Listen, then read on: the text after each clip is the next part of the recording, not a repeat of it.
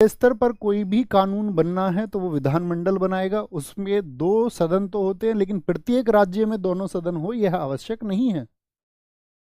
प्रत्येक राज्य में दोनों सदन हो यह आवश्यक नहीं है, राज्य की स्वतंत्रता है इसमें।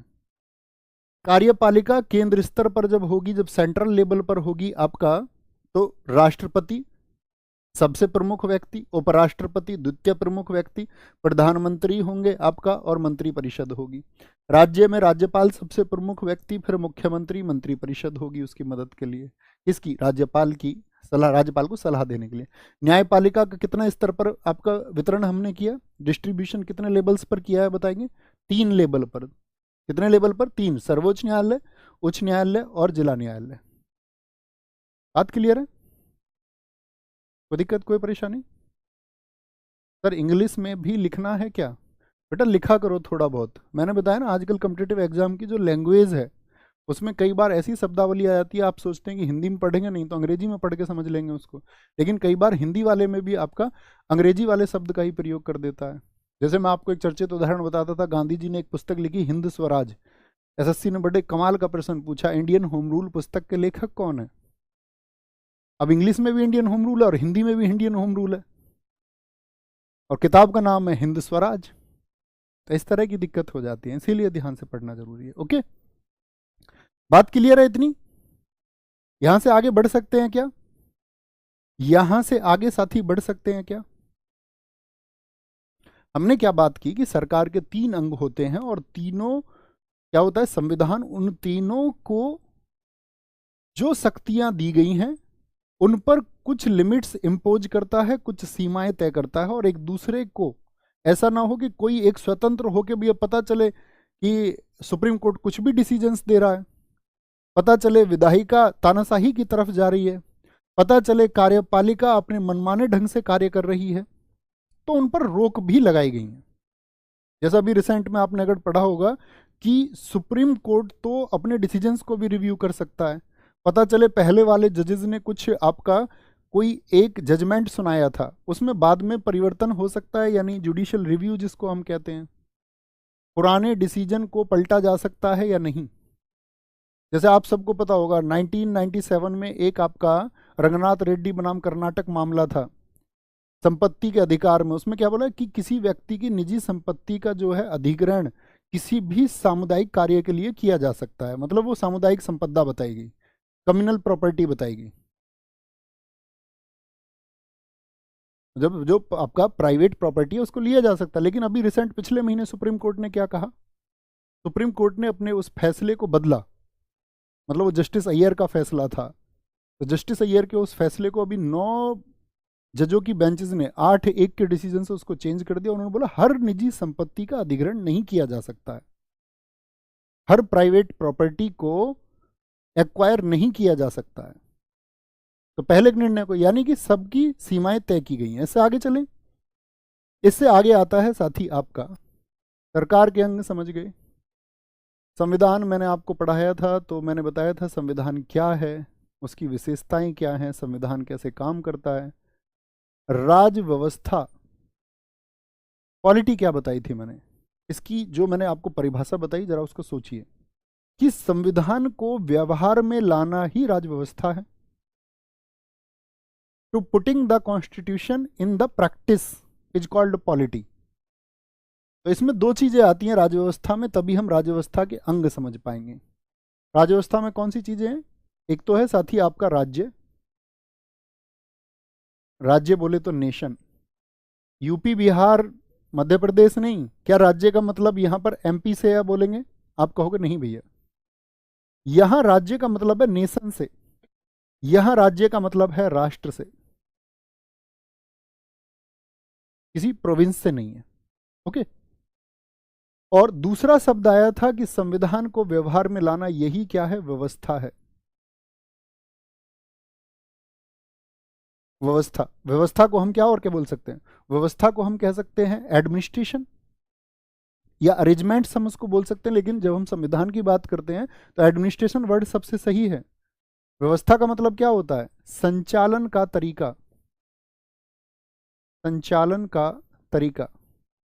जैसे आप किसी शादी में गए, आपने टेंट में देखा बहुत अच्छे से सारी चीजें मैनेज की गई थी, जो जहां होना चाहिए वहीं है, कोई ऊंच नीच नहीं है, कोई गड़बड़ नहीं है। तो आप क्या बोलेंगे? बहुत बेहतरीन व्यवस्था थी। यानी जो उसका संचालन कर रहा था,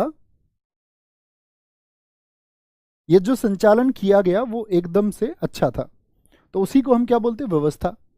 अर्थात इसको हम बोल सकते हैं कि किसी एडमिन ने इसको किया होगा। तो ये क्या होता है? यही होता है एडमिनिस्ट्रेशन, यही होता है प्रशासन। चुटकी सी बात है, ठीक है। आगे चलें इसमें।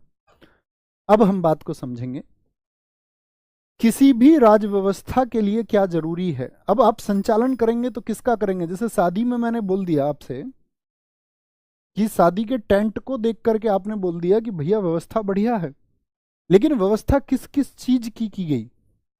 और उसी तरह जो हमारा संविधान है वह किन किन चीजों की व्यवस्था करता है। तो राज व्यवस्था के कुछ अंग हैं, उनको नोट करें।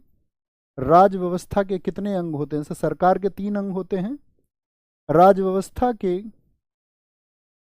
4 अंग होते हैं। There are 4 organs of polity. 4 अंग होते हैं, जिनमें से पहला अंग है आपका राज व्यवस्था। जब आप चला रहे हैं तो कोई जनसंख्या तो हो, लोग तो हो, पॉपुलेशन तो हो, पॉपुलेशन। दूसरा, एक टेरिटरी होनी चाहिए, एक लैंड होनी चाहिए, एक भूमि होनी चाहिए, एक टेरिटरी हो, टेरिटरी जमीन हो। तीसरा होता है आपका साथी सरकार हो वहां पर, क्योंकि व्यवस्था कौन चलाए? कोई एडमिन चलाएगा, और एडमिन कौन है? वो गवर्नमेंट है। और चौथा, जब सरकार उस कार्य को कर रही है तो सरकार अपने निर्णयों को लेने के लिए स्वतंत्र भी होनी चाहिए, संप्रभुता, उसको बोलते हैं सवरिनिटी। यहां से सबसे ज्यादा क्वेश्चन बनते हैं। सवरिनिटी को समझना है और बहुत ध्यान से समझना है, ठीक है। तो किसी भी राज व्यवस्था के लिए कितने ऑर्गन्स होंगे?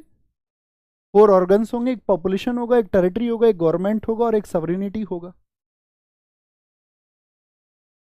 ठीक है। तो जनसंख्या तो हम सब समझते हैं। जनसंख्या से क्या मतलब होता है? अगर मैं पूछूं, जन मतलब लोग और संख्या मतलब नंबर। तो लोगों की संख्या, जैसे आपके घर में कितने मेंबर है, लिख के बताओ, मतलब सोचना है। तो ऐसे ही लोगों को मिलाकर के जो संख्या बने उसी को हम जनसंख्या कहते हैं। जनसंख्या जहां पर निवास करेगी, अब ऐसा तो है नहीं हवा में निवास करेंगे आप, इन फ्यूचर शायद करे भी, अभी तो उनके लिए एक लैंड चाहिए, जमीन चाहिए। एक जो उस पे नियम बनाएगी वो सरकार होगी, और सरकार कैसी होनी चाहिए? संप्रभु होनी चाहिए। यहां पे नोट करना, संप्रभुता का जो विचार दिया था, तभी आप संप्रभुता को समझेंगे और क्या उन्होंने कहा था। संप्रभुता का विचार किसने दिया था? Thought of sovereignty. Thought of sovereignty किसने दिया था? ये आपका ऑस्टिन ने दिया था। बहुत एग्जाम्स में पूछा गया है, अभी मैं दिखाऊंगा आज ही। ऑस्टिन, एसएससी जेई में भी पूछा गया था ये। तो संप्रभुता का विचार सर्वप्रथम किसने दिया? सवरेनिटी का। यहीं पे एक दूसरा थॉट प्रोसेस आता है, उस दूसरे थॉट प्रोसेस का नाम है राजनीतिक संप्रभुता की अवधारणा किसने दी? राजनीतिक संप्रभुता की अवधारणा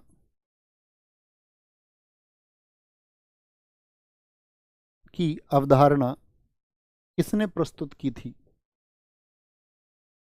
अर्थात concept of political sovereignty, concept of political sovereignty किसने दिया था? यहां पे आप नाम लिखेंगे, रूसो, जेनेवा के रूसो। ये तो हमने विचार बात की कि थॉट ऑफ सवरेनिटी ऑस्टिन ने दिया और कॉन्सेप्ट ऑफ पॉलिटिकल सवरेनिटी वो रूसो ने दिया। तो क्या कहते हैं ऑस्टिन के अनुसार संप्रभुता का क्या मतलब है, आपके अनुसार संप्रभुता का क्या मतलब है? जैसे आपकी फैमिली, एक उदाहरण समझना, आप अपने परिवार में आपके घर में निर्णय कोई व्यक्ति लेता होगा। जैसे मान के चलिए, फॉर एग्जाम्पल मान लेते हैं आपकी मम्मी निर्णय लेती हैं, और आपकी मम्मी के जो निर्णय हैं आपके घर के अंदर के सदस्यों के लिए कि आप इतने बजे उठेंगे, आप इतने बजे सोएंगे, कुछ निर्णय उन्होंने ले लिए, और उनको ये पूर्ण अधिकार है कि उस पर कोई भी ऑब्जेक्शन नहीं होगा, यानी कि वो पूर्ण स्वतंत्र हैं इस प्रकार के निर्णयों को लेने के लिए। ये तो हुए किसके आंतरिक निर्णय। घर के बाहर के डिसीजंस भी वो ले सकती हैं, कि हम भैया पड़ोसी के यहाँ दावत में नहीं जाएंगे। ये कैसे होती है? ये होती है बाहरी संप्रभुता। तो संप्रभुता के भी कई प्रकार होते हैं, उन प्रकारों की भी चर्चा हम अभी करेंगे। अभी मैं बात करूं संप्रभु होने का क्या मतलब है, आप अपने शब्दों में सोचिए। तो संप्रभु होने का अर्थ है भैया, संप्रभु होने का अर्थ है कि निर्णयों की पूर्ण स्वतंत्रता, यानी कि a full freedom of decisions. आप इसको कहीं किनारे पे भी नोट कर सकते हैं, छोटा सा एक शब्द, पॉलिटी की भाषा में नहीं, अपनी भाषा में। संप्रभु होने का क्या मतलब होता है?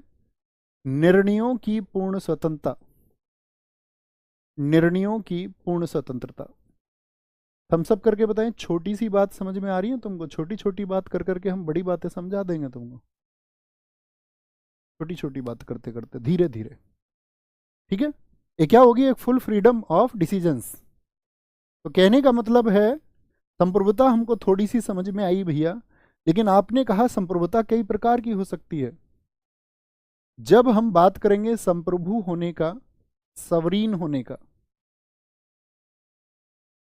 अगर हम किसी को सवरीन बोलेंगे, संप्रभु बोलेंगे, जैसे हमारी प्रस्तावना में भी हमारा देश को संप्रभु बताया गया है, वहां पर ये सारी चीजें मैं आपसे जानना चाहूंगा। तो संप्रभु होने का मतलब होता है कि संप्रभु हम आंतरिक भी हो सकते हैं, जैसे मैंने बताया मम्मी घर के लिए, आंतरिक मामलों में, इंटरनल अफेयर्स, आंतरिक संप्रभु अर्थात इनर सवरीन।